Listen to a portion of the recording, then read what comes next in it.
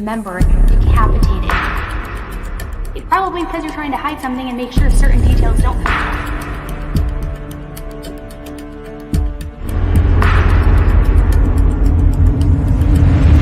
Return to Life with Elise starts right now. Hey guys, how's it going? Okay, I have to be honest, I feel like I haven't done a live in literally forever, and I haven't used StreamYard in forever, so just let me know in the comments if you can hear me, okay? I'm trying to remember exactly what all of the settings were. It's also a Monday, it's early. Clearly I'm wearing my glasses, no makeup, just trying to get through the day. But it is Monday, right? Yeah, it's Monday. So I just want to make sure everybody can hear me.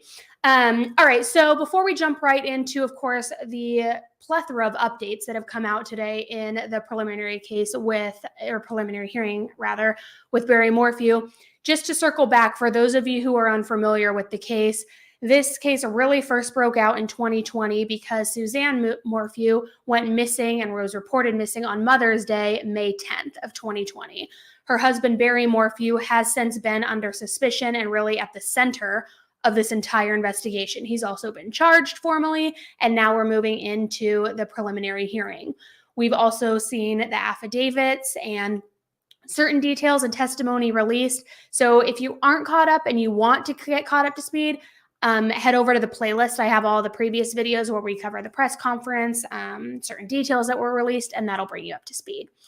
But anyways, what I want to do is start going through the updates. They're on recess right now, so there will be more updates to come later, but I at least wanted to jump on here and give you guys a quick snapshot of what's really going on and some of the big takeaways that I took from it, and I'm sure you guys have your own theories and thoughts as well, so we can kind of all discuss as a group.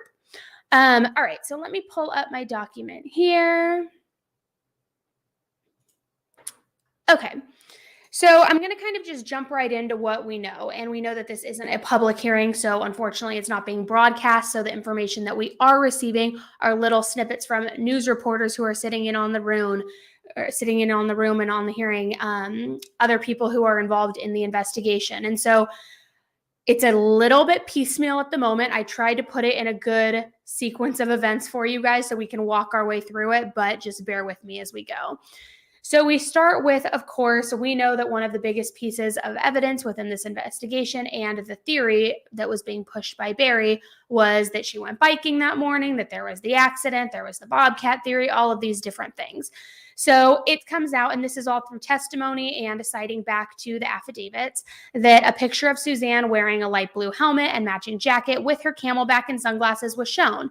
She was on the Methodist Mountain. Now, what's really interesting is the bike helmet was found 8.5 miles from the bike 5 days later after she was reported missing. But what is even more interesting that I found is that in that picture, she's wearing the blue helmet, matching jacket, and a camelback. Yet, if we fast forward a little bit, and I'm just going to kind of go through what's been reported, her camelback was found in her car, and the sunglasses were found in Indiana inside the Range Rover.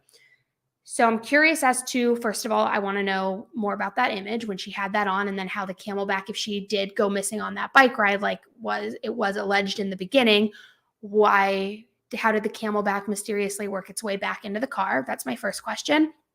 Also, interestingly enough, when the helmet was recovered, it wasn't damaged. It was found south on the highway, and we know that inside the helmet was a piece of paper with her name and her contact information. And that's not really out of the normal. A lot of people who I personally know who ride bikes and do that for exercise always have either their medical information or contact information inside their helmet in case they do get injured. So that didn't strike me as weird, but what does strike me as weird is the fact that the helmet was intact and didn't appear to be damaged, and that the camelback was inside the car. I'm going to try to monitor all of these comments as well as we go, but I may have to go back, and if I'm not, I promise I'm not ignoring your comment, but I will go back to it. And we're going to get to the biggest spy pen bombshell too in just a minute here. So I know you're already going crazy in the comments. We're going to get there. When we start looking at more of the activity of Barry's footprints, his whereabouts, the DVR and trunk data, we start to get a little bit clearer of a picture here too. And it was reported that activity from Barry's truck door shows that it opened around 3:26 a.m. that morning in which she was reported missing on May 10th, and then it opened again at 8:10 a.m. He had told investigators originally that he left the house that morning around 5 a.m. So here's what I take from it with those timestamps. And again, this is just my opinion, and let me know what you guys think in the chat. But he opens his truck door at 3:30 a.m. He then opens it again at 8 a.m. I think that he probably was driving somewhere 2.5, 3 hours away to conceal, destroy, disclose evidence, whatever he was trying to do. Then he opens it again at 8 a.m. to pull stuff out, to bring stuff in, because if you look at that 5 a.m. marker too, when he said he left the house, if you bookend the two, it's really a 2.5 hour swing on both sides of that. So I think anywhere where we may find a potential body as a recovery or even more evidence, I would imagine, again, just my opinion, would be within a 2.5 hour radius from their home. And God, I just kicked my thing. And let me know what you guys think as well. Yeah, sorry, I see a comment here. A Camelback is essentially, it's like a water bottle. It's one, they have, a million different ones. They have actual water bottles, and then they have backpack ones where you have like the little thing that goes in your mouth so that you're drinking water while you're on the ride and you don't have to use your hands and all of that. And honestly, don't even ask me how I know that, because I feel like an ex-boyfriend of mine had a Camelback, and I definitely didn't ever date anybody active, so I don't know. Okay. So continuing on with more of that footprint and the surveillance, there's no surveillance of the Morphew home from the 9th or the 10th, which is very, very interesting. The DVR was missing. There's also been lots of talk about whose DNA was on those DVR cords. DNA tests showed that moderate support that Suzanne's DNA was on the cords, but Barry and both of their daughters' DNA was excluded. Now, again, not to be a conspiracy theorist, but in my opinion, I think that something could have been cleaned in that case. And again, that's just my thoughts.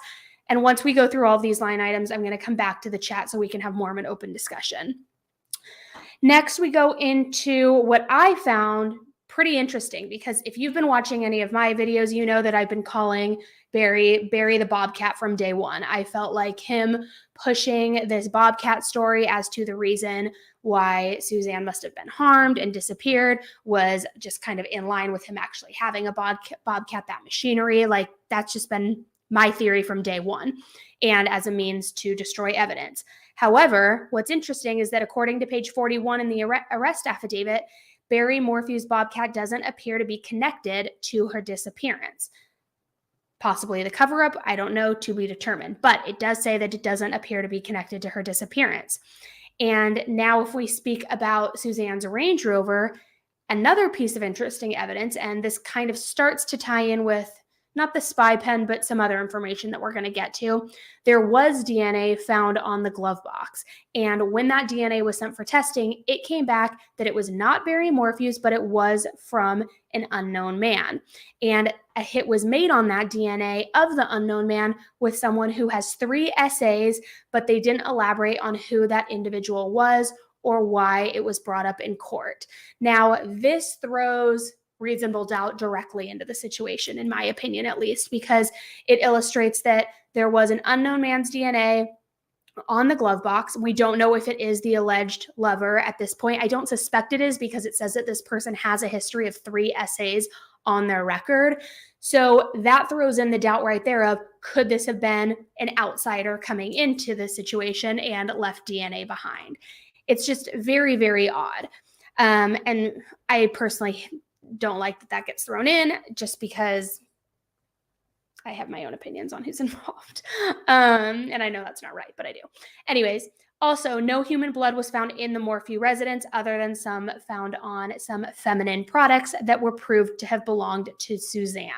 So here, this is probably the best situation, like the best little snippet of information that I've seen so far come out of this prelim hearing that is really good for Barry's defense, because it's saying that not only does his Bobcat not appear to be connected to the disappearance, but the DNA that was found inside Suzanne's Range Rover belonged to a man that ruled Barry out, and it was a man who has a record. Now, that works for his defense, and that has, again, reasonable doubt all over it, in my opinion. Also, that there was no blood found inside the Morphew residence. And I know we're still waiting on a little bit of information regarding the sheets that were stripped from the daughter's bed. But so far, we haven't heard exact details of if that contained anything or if that led anywhere. And if you saw something otherwise, of course, please let me know and correct me in the chat. Now, as we kind of get to a little bit more of where we start to learn more about Suzanne's life, FBI agent Harris revealed that there were many text messages exchanged between Suzanne and her best friend, Sheila Oliver. And they have been friends now for over 30 years. They met at Purdue, I believe. And it was asked, okay, what was the state of Barry and Suzanne's marriage? What was it like? Because their text message exchange revealed quite a bit of trouble in the marriage. Suzanne had said he, meaning Barry, is unstable, and other text messages implied that Barry would turn the daughters against her. So clearly there was a little bit of turmoil within that marriage. Not that there isn't turmoil in every marriage, but definitely some concerning text messages, and she was confiding in her best friend of 30 years. So Sheila was contacted by Mallory, Suzanne's daughter, a few days after Suzanne went missing. And when the investigator heard from Barry that the night before she went missing, they had that perfect night, they got the sandwiches, they were downtown, Sheila had told investigators that Suzanne and Barry hadn't had a perfect night in over a year and a half. Now, I found that very telling because in the beginning, when all of this first surfaced, Barry was very much, Suzanne's my angel. She's amazing. This and that. We had this great night. We had a date night the night before, and everybody was kind of like piecing other pieces of the information together. Like, well, then why would you do this? Why would you say this? So the fact that here, her best friend of 30 years also states, no, she confided in me in her concerns with the marriage and how Barry was acting. And they haven't had a perfect night in over a year and a half. Like, what are you talking about that coincidentally the night before she disappears, they have the most perfect night together? I don't think so. So I found that interesting. He goes on to read the prosecution's theory from page 129 in the arrest warrant affidavit. And that shows that investigators used Barry's telematics report on his truck from 2:47 p.m. the day before, the 9th, which is the day they had that amazing date night, until 5:37 a.m. He took steps in that, disposing of evidence of Suzanne's disappearance and death. Now, I don't know exactly why it came to this conclusion, but it was reported that this means that the last known time that Suzanne was actually alive was at 2:47 on Saturday, May 29th. And apparently at that moment, the courtroom became very somber and it was a very moving moment. Now, I haven't been able to see the exact documentation as to what leads them to believe that this 2:47 timestamp is the exact moment that she was known alive. So again, if you know, I know all of you sleuths have been keeping up with it. If you know something else, throw it in the chat. But I'm waiting to get a little bit more information on that, and I hope to have that soon. Now, one of the biggest bombshells that came out of the hearing this morning was the spy pen. And we heard all about the spy pen a few weeks ago, but we didn't know who it belonged to necessarily. We didn't know what was on it. Now we do know that it was voice activated. And upon cross-examination, it was revealed that Suzanne bought that spy pen to catch Barry in a suspected affair. However, they didn't find any evidence that Barry was in an affair, which kind of ties back to that little snippet I was telling you about, that of all those pieces that work for his defense and reasonable doubt, but then we start to negate it in just a minute here, and I'll tell you why.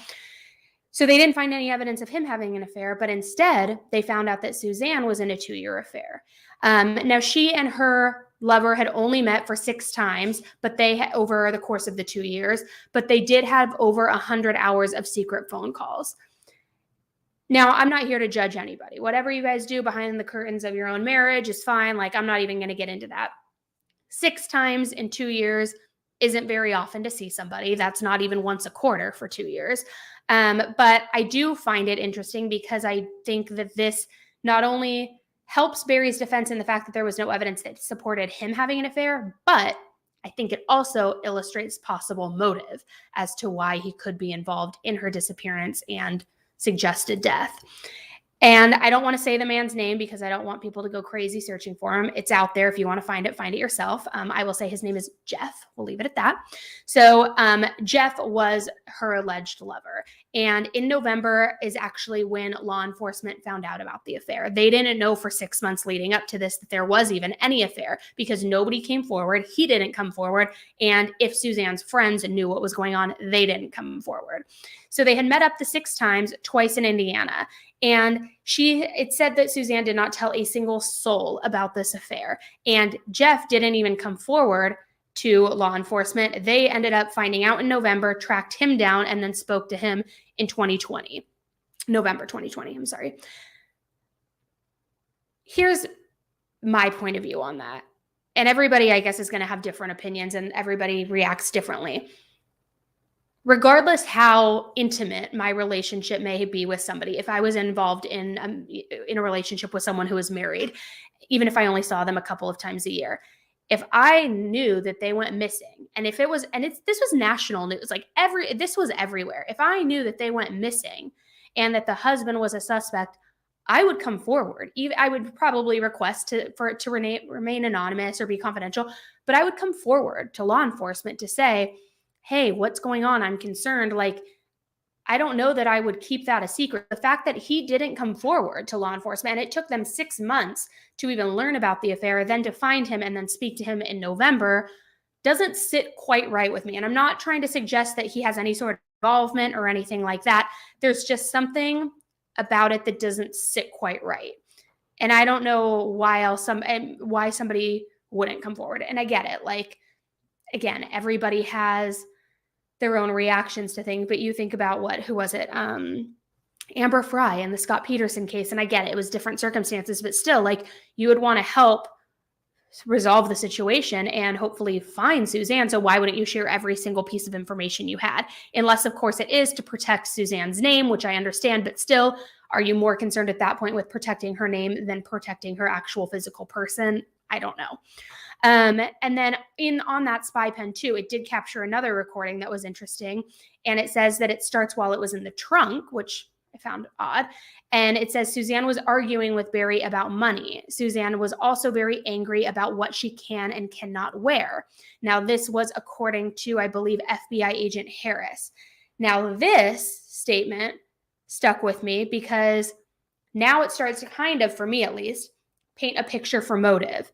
She is arguing with Barry about money. And we know that there were already some really weird things that happened with money with the selling of the house and the this and then that, all these weird things. She was arguing with him about money, arguing and angry about what she apparently is and is not allowed to wear, coupled with a possible affair that he learned about could absolutely be the recipe for disaster for motive. Because it seems to me, again, just my opinion, that he must have had some level of frustration or control issues or things of that nature if he was controlling what she could and could not wear. So then too, on top, if you're not even allowing her to wear something, then you learn she's having an affair, you're probably blowing a gasket is what my guess would be. And who knows if that erupted into something, of course, much larger. So let me jump over here now to the chat really quick. And I'm going to try to circle back and go up, but ask your questions too in here. Just because, let's see. It sounds like maybe the boyfriend had something to do with it. And what was he hiding? And I don't want to immediately suggest that he did have anything to do with it, but I do find it odd that he didn't come forward. And it wasn't even like he didn't come forward and then 6 months later he did come forward. He didn't come forward. They tracked him down. Would we have ever learned about this had there not been a spy pen? Probably not. Probably not, right?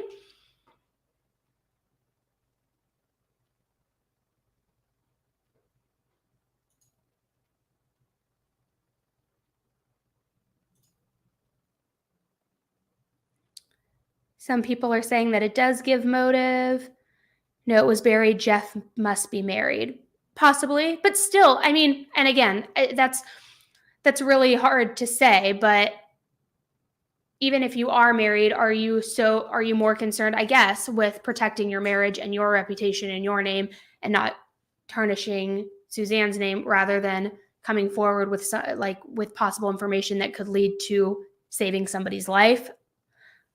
I don't know where I would sit with that. I feel like if I was having an affair, I'm married. If I was having an affair and that person mysteriously went missing, I would feel inclined to speak up, even if I knew that it would damage my marriage, because at that point, you're dealing with the possibility of somebody's life being, ending. I don't know. We'll see.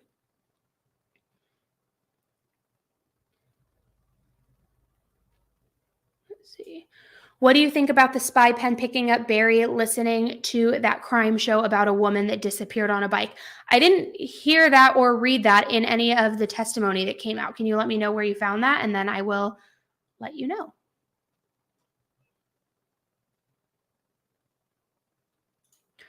Z Storage, I need to admit, Annie, that so far until now, Barry's legal team are winning today's round. I know. I hate to admit it as well. And I mean, maybe it's for a reason. I don't want to, cast too much judgment, even though everybody knows where my opinions lie with this. But it does seem like he has quite a bit in his defense, with the exception of this leading to possible motive. His daughters, to my what I've been told and what I've heard, they are still very much supportive of him. It was said that they were crying in the courtroom and that he looked back at them and was crying and said how much he missed them. I believe they are still supporting their father. So having some of these pieces of information come forward, I agree. It's the defense. It's enough to create reasonable doubt. And sometimes we've seen it in many, many cases here in the US that reasonable doubt sometimes is all you need.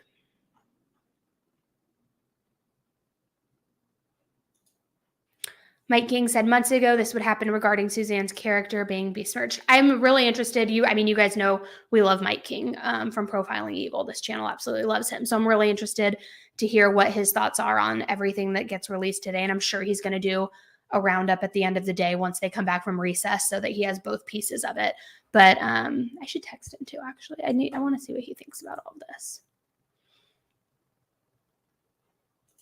I did see that his sister was spewing at Lauren and had said something along the lines in the hallway of, so you're the reason you've ruined my family, or you're the one responsible for, the horrific stuff that's been happening to my family. I did see that.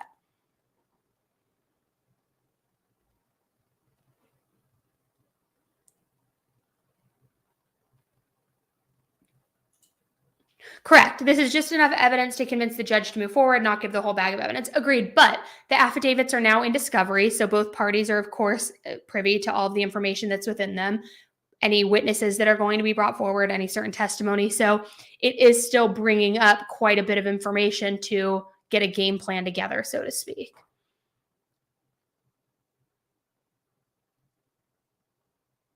Oh, perfect. Thank you so much. He has a live set for 8 p.m. Eastern tonight. So if you guys haven't checked that out, Profiling Evil, if any of my mods can just drop that in the chat, that would be amazing.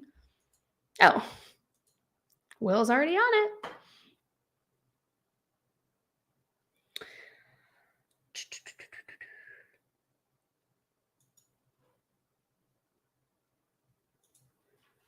Kim is saying, just out of opinion, maybe she was going to tell her boyfriend's wife.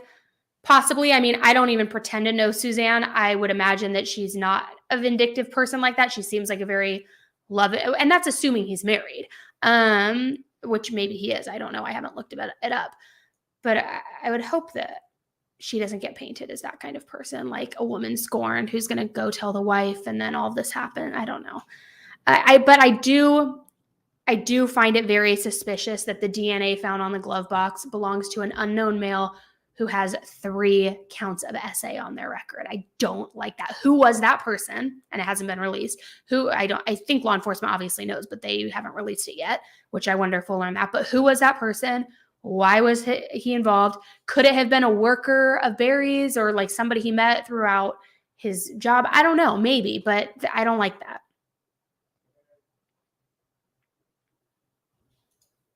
Well, this is interesting. Tina, there is no evidence that Suzanne is deceased. Everything currently pointing to that is purely circumstantial. There is, however, evidence that she is still alive. My opinion is still neutral. That's really interesting. So, okay, fair point. I personally don't believe that she is alive, and that's just my gut feeling on that. But I'm interested to know, you guys, throw a 1 if you think that she's deceased, throw a 2 in the chat if you think that she is possibly still alive, which would be absolutely fantastic. I wonder, I feel like there's a way on here to add, oh wait, here, I can create a poll here. Let me do this really quick.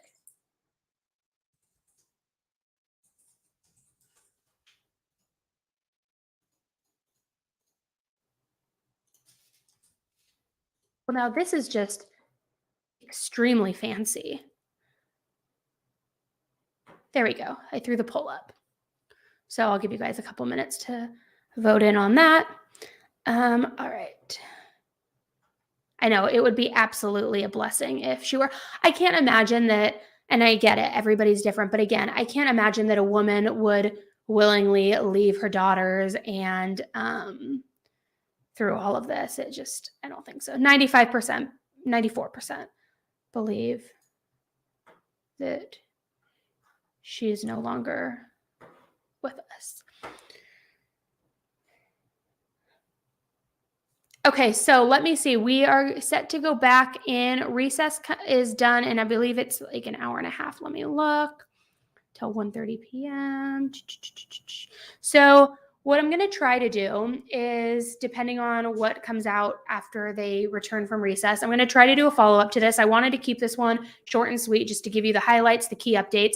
I'll try to do a follow-up. Mike King obviously is doing one on his channel tonight. So if I don't get to it, you can, of course, watch his.